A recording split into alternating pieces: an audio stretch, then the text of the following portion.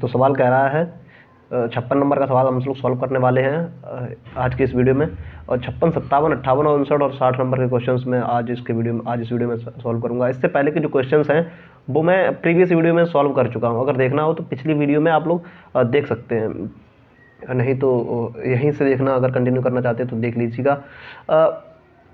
ये सवाल बेसिकली कह रहा है दो क्षण चुंबक ए तथा बी और अचुंबकीय क्षण सी।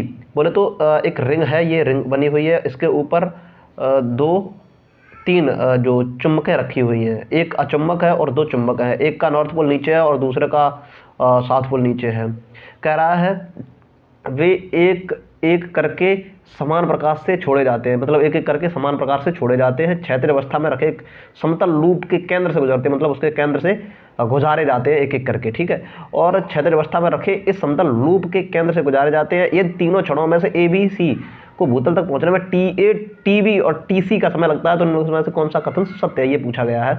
तो बेसिकली ये सवाल कह रहा है कि जब हमने ए क्षण को डाला, बी को डाला और सी को डाला तो कितना टाइम लगेगा, ये पूछा गया है। और उनका टाइम जो है वो दिया गया है टी ए टी बी और टी सी, ठीक है। सवाल बेसिकली कठिन नहीं है, अगर देखा जाए तो बिल्कुल कंसेप्चुअल सवाल है। हमने लेंज का नियम पढ़ रखा है ना। लेंज का नियम क्या कहता है कि मतलब लेंज का नियम क्या, मतलब फैराडे का नियम बोल सकते हैं। फैराडे का नियम क्या कहता है?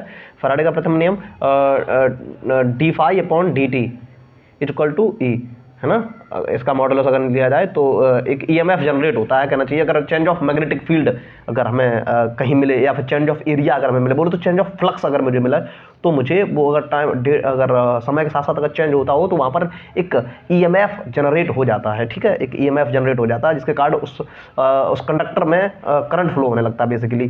तो यहाँ पर होगा यही। कैसे कि जब हम सपोज कीजिए एक पहली वाली को जब डालेंगे तो क्या होगा, उसके द्वारा ये मैग्नेटिक फील्ड, देखो हम इसको थोड़ा एक्सप्लेन करने की कोशिश करें। इसके द्वारा मैग्नेटिक फील्ड चारों तरफ बन रही होंगी ना।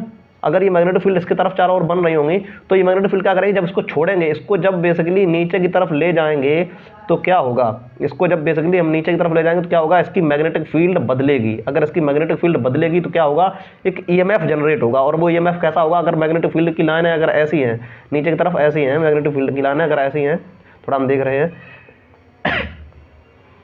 अगर मैग्नेटिक फील्ड की लाइनें कैसी हैं, ऐसी है मैग्नेटिक फील्ड लाइन अगर ऐसी हैं, तो ईएमएफ कैसा जनरेट होगा, अगर दाएं हाथ के नियम से अगर देखा जाए तो कैसा होगा, ईएमएफ होगा ऐसा, ठीक है। क्योंकि करंट फ्लो होगा ऐसा, ईएमएफ जब जनरेट होगा तो उसके थ्रू आउट करंट होगा ऐसा, ठीक है। इस तरफ ही लगेगा ना, क्योंकि दाएं हाथ का नियम लगाएंगे तो नीचे की तरफ अंगूठा जाएगा, तो उस हिसाब से अगर हम फिंगर को कल कर लेंगे तो इधर साइड से हमारा करंट फ्लो हो जाएगा। अगर करंट फ्लो अगर ऐसा होगा तो क्या होगा, तो यहाँ पर क्या होगा एक्चुअली में, जब करंट फ्लो ऐसा होगा तो लेंज ने क्या कहा था, जब लेंज के नियम अनुसार क्या बोलते हैं कि जिधर साइड अगर हम किसी भी रिंग के साथ या किसी एरिया पर जब हम किसी चेंज ऑफ मैग्नेटिक फील्ड को या फिर किसी चुंबक को उसकी तरफ ले जाते हैं तो वो क्या करता है, उसको अपोज करने लगता है। क्यों करने लगता है, इसका कारण समझिए पहले। हमें ये तो पता है कि ये अपोज करने लगता है, लेकिन इसका कारण क्या है, कारण ये है कि जब हम क्या करेंगे, इसके कारण यहाँ पर क्या होगा, एक ये करंट जब जनरेट होगा ना इसके चारों तरफ, तो करंट के कारण क्या होगा, एक दोबारा से इसी का मैग्नेटिक फील्ड जनरेट होगा, इसी का एक मैग्नेटिक फील्ड बनेगा। तो इसका मैग्नेटिक फील्ड कैसा बनेगा, ऐसा।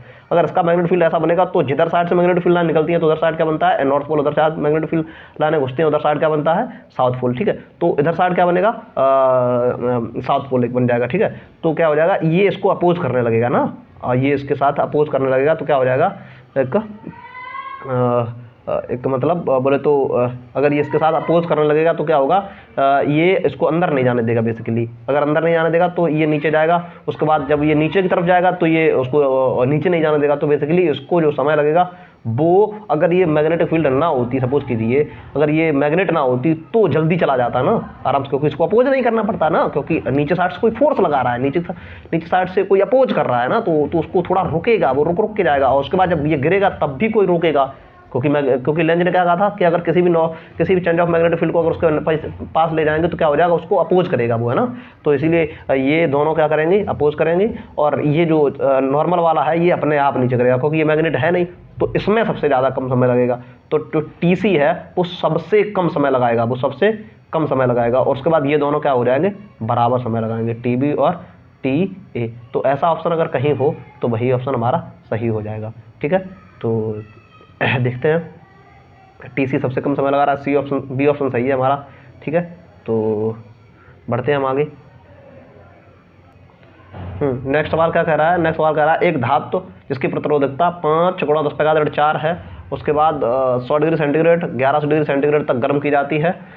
इसके ताप में बदलाव से धातु में इलेक्ट्रॉनों की गतिशीलता किस कारक से बदलेगी? बेसिकली बोल रहा है म्यू जो है वो किस रेट से चेंज होगा, मतलब पहले म्यू क्या कितना था, उसके बाद फिर कितना हो जाएगा। तो बोल रहा है म्यू मतलब बोले तो म्यू होता है कंडक्टिविटी, बोले तो गतिशीलता, कंडक्टिविटी किस रेट से बदलेगी, बोले तो म्यू अपॉन म्यू नॉट का रेशियो पूछा जा रहा है बेसिकली, यही तो होता है ना। तो तभी तो रेट पता लगेगी ना उसकी क्या हो जाएगा, क्योंकि पहले कितना था उसके बाद कितना रहेगा, तो इसी को तो रेट बोलते हैं ना, इनिशियल माइनस फाइनल।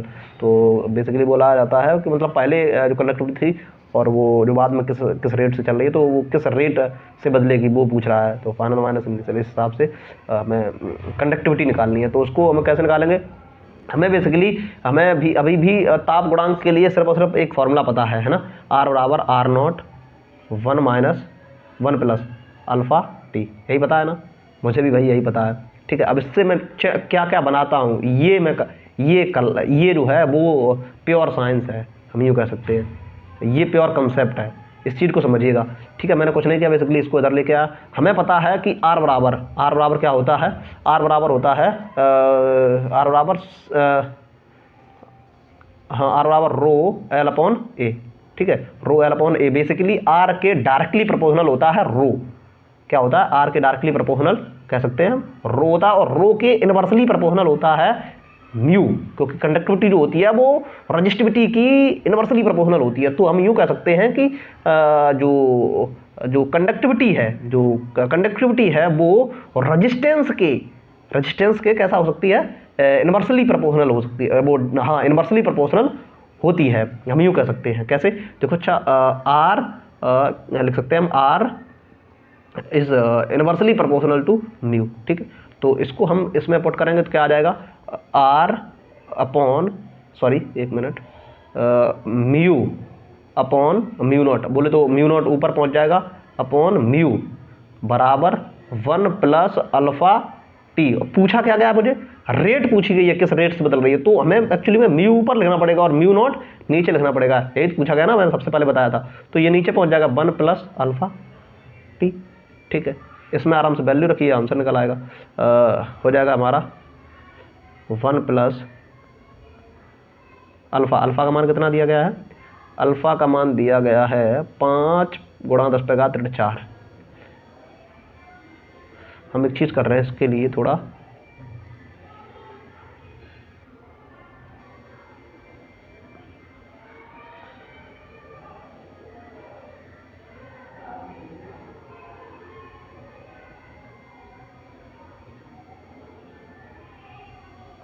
ठीक है, 5 इसमें जब मान रखेंगे तो कितना आ जाएगा, 1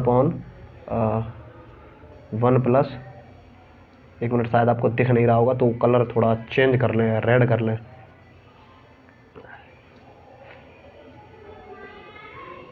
1 प्लस अल्फ़ा का मान 4 × 5 × 10⁻⁴, 5 × 10⁻⁴।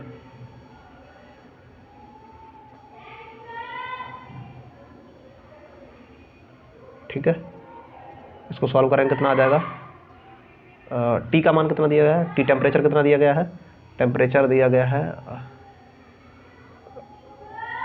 ठीक है, 100 से 1100 चेंज किया गया, तो डेल्टा टी होता है एक्चुअली में। ठीक है, चेंज ऑफ टेम्परेचर कितना आ जाएगा, 1000। ठीक है, गुणा 1000। ठीक है, तो कितना आ जाएगा, 1/1 प्लस 5 गुणा, ये कटेगा कितना आ जाएगा, 10 -1, बोले तो 0.5, बोले तो 1/1.5।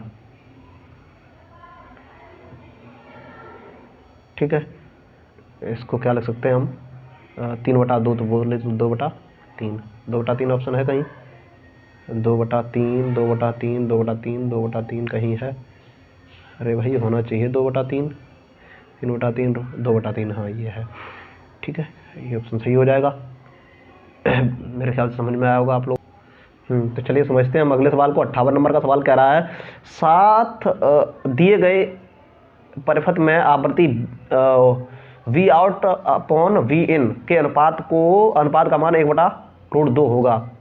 अच्छा, साथ दिए गए परिपथ में किस आवृत्ति पर, अच्छा किस फ्रिक्वेंसी पूछा गया भाई, पूछा क्या गया भाई, तो ठीक है देखते हैं। फ्रिक्वेंसी पूछा गया तो सबसे पहले जो दिया गया उसको पहले लिख लें हम मेरे ख्याल से। तो V आउटपुट कितना दिया गया है, V आउटपुट दिया गया है, V आउटपुट अपॉन V इन दिया गया है 1/√2। दोनों पक्षों वर्ग कर दें, कर दो। V बराबर आउटपुट कितना दिया गया, V आउटपुट ये वाला, तो V आउटपुट कितना हो जाएगा, V बराबर IR। मुझे तो ऐसा ही लग रहा है V बराबर IR ना, V बराबर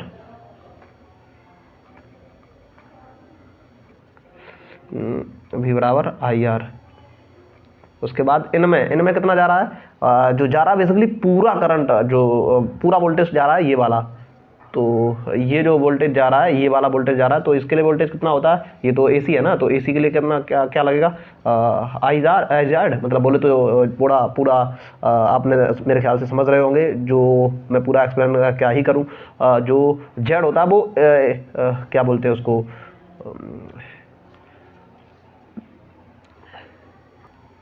जेड क्या होता है हमारा, इम्पीडेंस होता है। क्या होता है, इम्पीडेंस। तो इम्पीडेंस बोले तो टोटल रेजिस्टेंस, बोले तो प्रतिबाधा, टोटल रेजिस्टेंस उसको होते हैं। तो ये जो आउटपुट में जा रहा है केवल रेजिस्टेंस ही, तो रजिस्टर्ड कर रहा होगा ना, वही तो जो आउटपुट निकलेगा वही तो होगा ना। तो मैं अब प्रॉपर एक्सप्लेनेशन पर क्या ही जाऊँ, तो आप लोग शायद समझ रहे होंगे। अपॉन 2 हम लिख सकते हैं, इस पर स्क्वायर कर दें, हाँ इस पर स्क्वायर कर दें, इस पर 2 लगा दें, ठीक है। अगर इस पर 2 करेंगे तो कितना आएगा, 2I² R² बराबर I² Z², ठीक है। हाँ तो I² से I² गया, कितना आया 2R² बराबर Z² को क्या लिख सकते हैं हम, Z बराबर क्या लिख सकते हैं, अंडर रूट में R² प्लस XC², क्योंकि यहाँ पर क्या है, इम्पीडेंस में कैपेसिटेंस का तो ही है ना, तो ठीक है लिखेंगे कितना आएगा, R² प्लस XC² बराबर 2R², ठीक है। कितना आया, R² बराबर XC², ठीक है। तो कितना आया हमारा,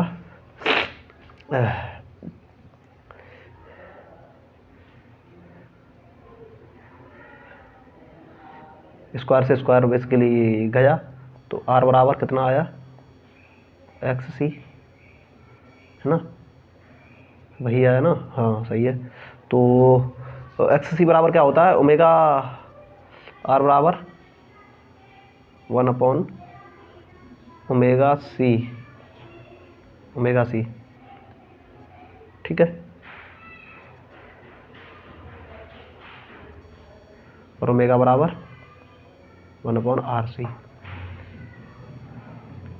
यहाँ पे लिखेंगे ओमेगा बराबर 2πF बराबर 1/RC, तो F बराबर आ जाएगा 1/RC 2π। इसमें वैल्यू पुट करेंगे और आंसर आएगा, ठीक है। वैल्यू पुट कर रहे हैं हम, किस फ्रिक्वेंसी पूछा गया था ना, तो F बराबर 1/2π RC, 1/2π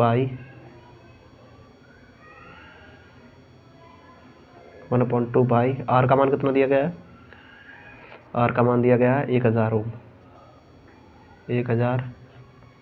C का मान 1/6 को ऊपर ले जाएंगे, पिको फैरड, पिको को 10⁻6, ये 3 गया है इससे, 2 3 6, 3/3.14 गुणा 10⁻6, तो कहीं 1 के समथिंग है कुछ, गुणा 10⁻3,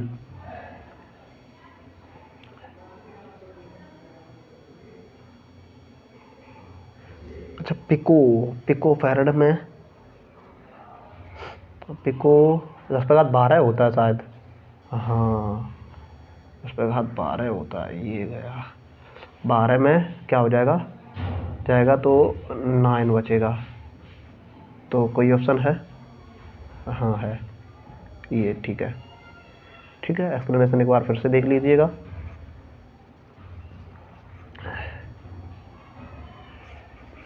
एफ पूछा गया था हमारा।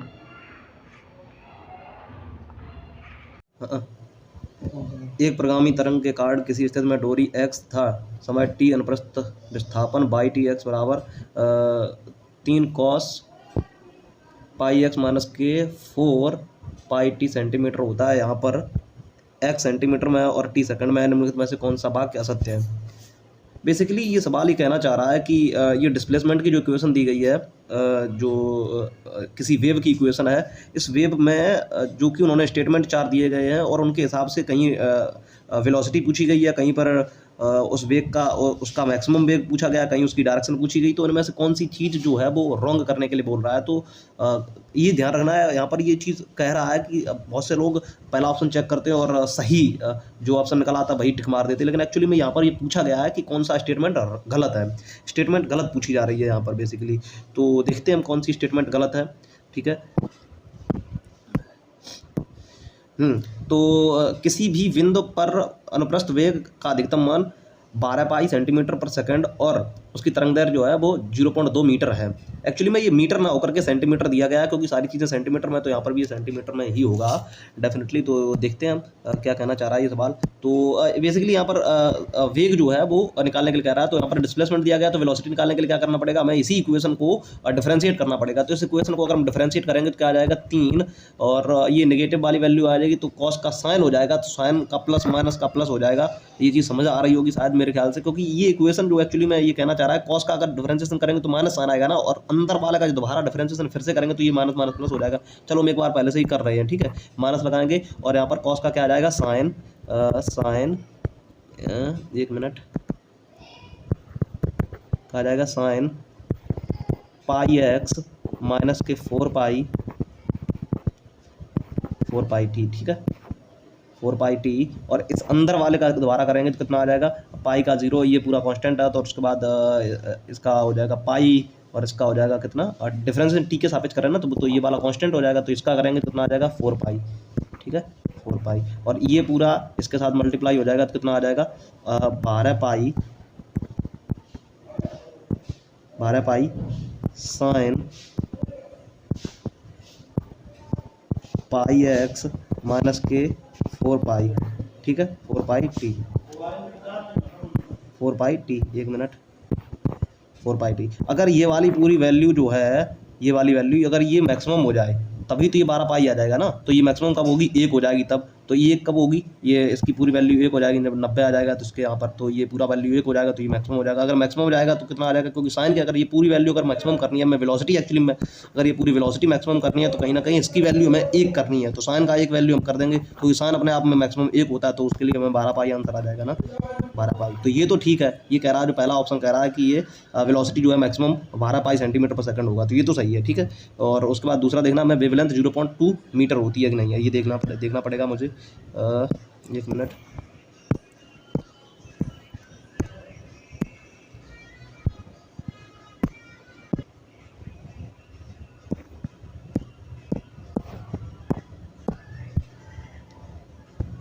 देखना है हमें।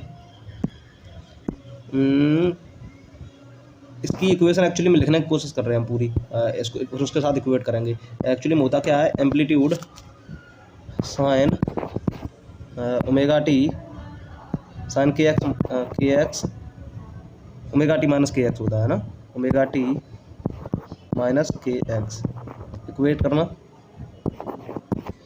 ओमेगा की वैल्यू कितनी है यहाँ पर, ओमेगा के की वैल्यू कितनी है यहाँ पर, के की वैल्यू है पाई,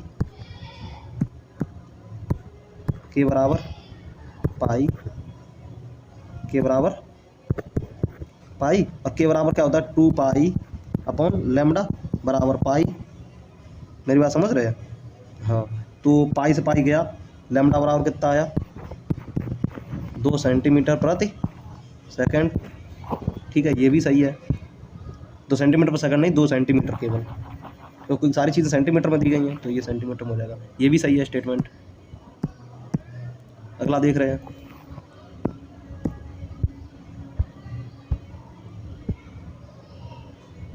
अगला कह रहा है हमारा धनात्मक x दिशा के तरंग का वेग कितना दिया गया, 4 पाई सेंटीमीटर पर सेकंड होगा, ठीक है। वेलोसिटी 4 पाई सेंटीमीटर पर सेकंड होगी। वेलोसिटी कह रहा है एक्चुअली धनात्मक x दिशा की ओर वेलोसिटी जो है वो 4 पाई सेंटीमीटर। अच्छा, जो मतलब पूरी वेव की वेलोसिटी पूछ रहा है कितनी होगी, ठीक है। लेकिन ये वाली जो थी वो हमने जो पहले वेलोसिटी निकाली थी, जो मैक्सिमम वेलोसिटी निकाली थी, वो एक्चुअली में जो अनुप्रस्थ विस्थापन दिया गया था ना, ये अनुप्रस्थ विस्थापन दिया गया, तो अनुप्रस्थ वेलोसिटी भी तो अनुप्रस्थ निकली थी ना। लेकिन अब ये कह रहा है कि हमारी वेलोसिटी जो है वो ट्रांसलेशनल कैसी होगी, मतलब बोले तो डायरेक्शन वाइज जो इस वेव की जो वेलोसिटी होगी, मतलब जो वेव प्रोपेगेट कर रही है उधर साइड वाली वेलोसिटी कितनी होगी, ये निकालना है एक्चुअली में। अब तो देखते हैं कितनी होगी। तो क्या होता है, ओमेगा बराबर ए बी, वॉइस को थोड़ा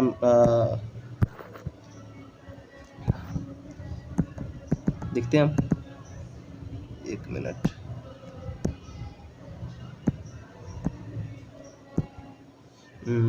ओमेगा बराबर के बी, ठीक है, और वी निकालना है मुझे। तो ओमेगा बराबर कितना दिया गया, ओमेगा बराबर अगर हम के एक्स से निकालेंगे तो ओमेगा बराबर कितना हो जाएगा यहाँ पर, ओमेगा बराबर 4 पाई।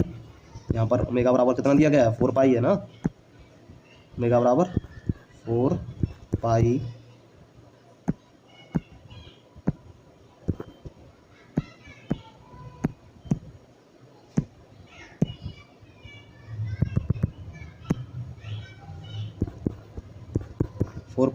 बराबर के का मान कितना दिया गया है, पाई, और वेलोसिटी तो यहाँ पर पाई से पाई गया 4 बराबर वी, तो वी बराबर कितना निकला है, 4 सेंटीमीटर पर सेकंड। लेकिन यहाँ पर क्या कह रहा है, 4 पाई सेंटीमीटर पर सेकंड, तो ये एक्चुअली में गलत हो जाएगा। तो यहाँ पर केवल 4 सेंटीमीटर पर सेकंड होना चाहिए था, ठीक है। तो देखते हैं हम,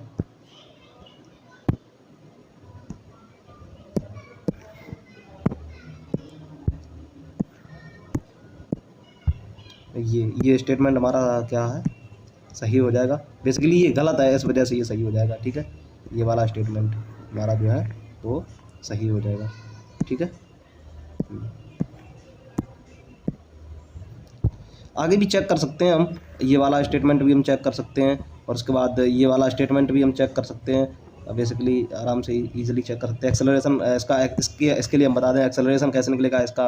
अगर हम देखा जाए, मोटा मोटा आइडिया निकाला जाए, तो इसका भी अनुप्रस्थ अधिकतम एक्सेलरेशन निकाल सकता है, क्योंकि वेलोसिटी हम लोग निकाल चुके थे। तो वेलोसिटी निकली थी 12 और साइन पाई एक्स माइनस के, यहाँ से देखेंगे 1 मिनट, यहाँ से अगर हम इसका करेंगे तो कितना आ जाएगा, 12 पाई कितना आया था वेलोसिटी, 12 पाई जो ट्रांसलेशन वेलोसिटी थी अनुप्रस्थ वाली वो कितनी थी, वो सॉरी लॉन्गिट्यूडिनल वाली जो वेलोसिटी थी वो कितनी थी, 12 साइन पाई एक्स माइनस के 4 पाई टी थी।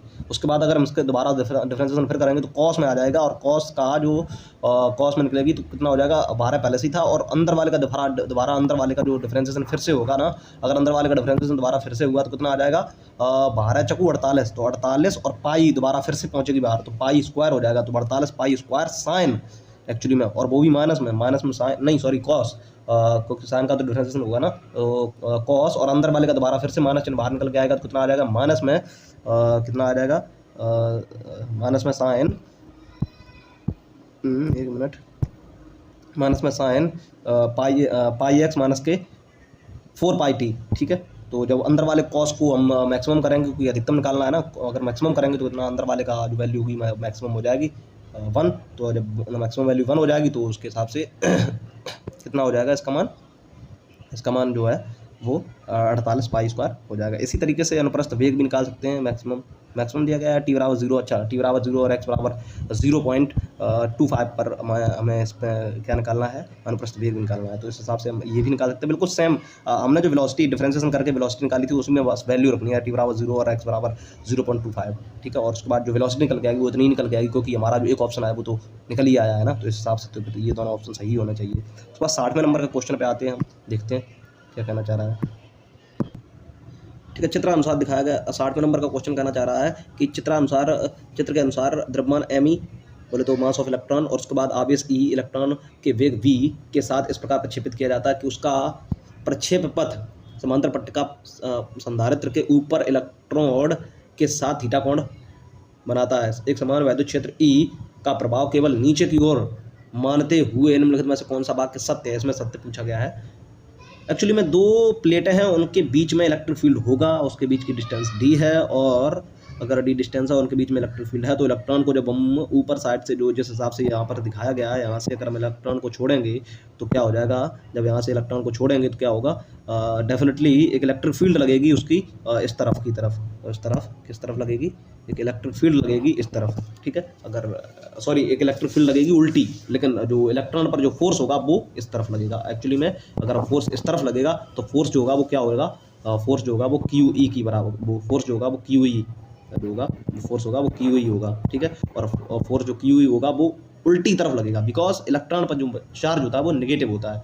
एक्चुअली में इलेक्ट्रिक फील्ड की डायरेक्शन इधर बेशक है, लेकिन जो इलेक्ट्रॉन के ऊपर जो फोर्स लगेगा वो उल्टा लगेगा, है ना। तो इलेक्ट्रॉन के ऊपर जो फोर्स लगेगा वो उल्टा लगेगा, एक्चुअली में ई लगेगा फोर्स, ठीक है। ई फोर्स जो लगेगा वो इलेक्ट्रॉन के ऊपर लगेगा, ई फोर्स, ठीक है। तो आगे क्या कह रहा है सवाल, देखते हैं हम।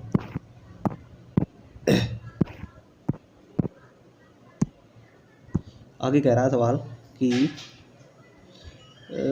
मानते हो कौन सा, हाँ उड्डयन काल, मतलब बोले तो टाइम ऑफ फ्लाइट इतना, टाइम ऑफ फ्लाइट इतना, एक मिनट,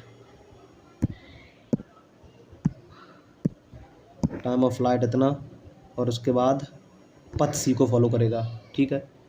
एक्चुअली मैं सही बताएं तो अगर फोर्स नीचे की तरफ लग रहा है कोई ना कोई, तो बिल्कुल सेम यहाँ पर जो प्रोजेक्टाइल मोशन जैसा काम नहीं हो जाएगा, क्योंकि प्रोजेक्टाइल में भी नीचे एम जी लगता है, अगर एक गौर से देखा जाए, क्योंकि यहाँ पर एम जी तो लगेगा नहीं ना। अगर एम जी नहीं लगेगा तो एम जी अगर, हाँ लगना भी चाहिए वैसे, एम जी लगना भी चाहिए वैसे, एम बी द्रव्यमान और मास ऑफ इलेक्ट्रॉन,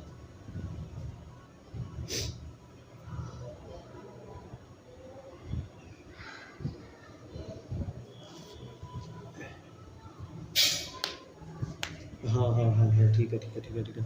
एक एक्सेलरेशन निकाला जाएगा ना एक्चुअली में, ठीक है। तो ए बराबर जब निकालेंगे तो हो जाएगा हमारा, ए कितना निकल के आएगा, ए बराबर अगर निकालें तो हो जाएगा ई अपॉन एम, ठीक है। और टाइम ऑफ फ्लाइट कितना होता है किसी भी प्रोजेक्टाइल के लिए, क्योंकि ये प्रोजेक्टाइल पाथ फॉलो कर रहा है, ये तो डेफिनेटली पता है, क्योंकि एक्सेलरेशन नीचे लग रहा है, फोर्स नीचे लग रहा है, तो डेफिनेटली यहाँ पर क्या होगा,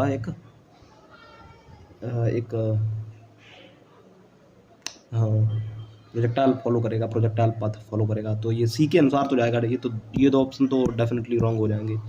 सी को फॉलो करेगा, ये सी पाथ फॉलो करेगा। तो इसका जो टाइम ऑफ फ्लाइट कितना होगा, किसी का भी टाइम ऑफ फ्लाइट क्या होता है, two u sine theta upon a, 2u sine theta, 2u sine square theta upon,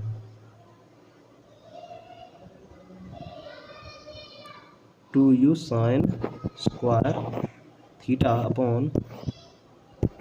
upon a, कितना आ जाएगा, 2u, u कितना है यहाँ पर, u भी दिया गया है, कितना आ जाएगा, u अगर भी दिया गया है तो कितना हो जाएगा,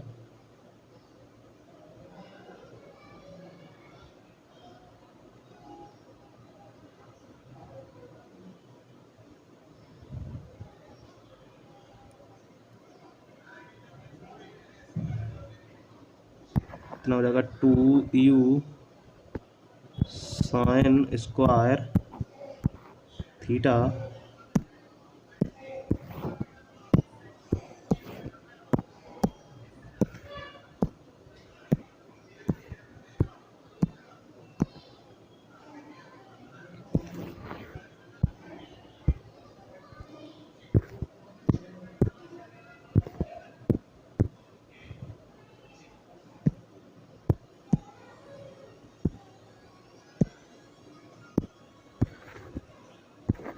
to u sine square theta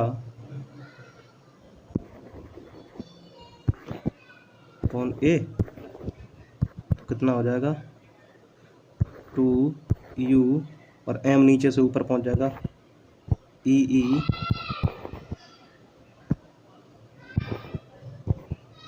upon m, ये m ऊपर पहुंच जाएगा तो कितना हो जाएगा m sign square theta.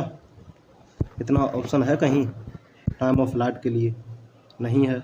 Basically यहाँ पर जो है वो 2 नहीं दिया गया है, तो उसके लिए ये तो ऑप्शन गलत हो जाएगा। अगला देखें। अच्छा, प्रक्षेप पथ इसके लिए अधिकतम क्षैतिज विस्थापन, रेंज देखनी पड़ेगी। मैं रेंज के लिए फॉर्मूला देखते हैं हम। रेंज के लिए क्या होता है फॉर्मूला? रेंज बराबर क्या फॉर्मूला होता है?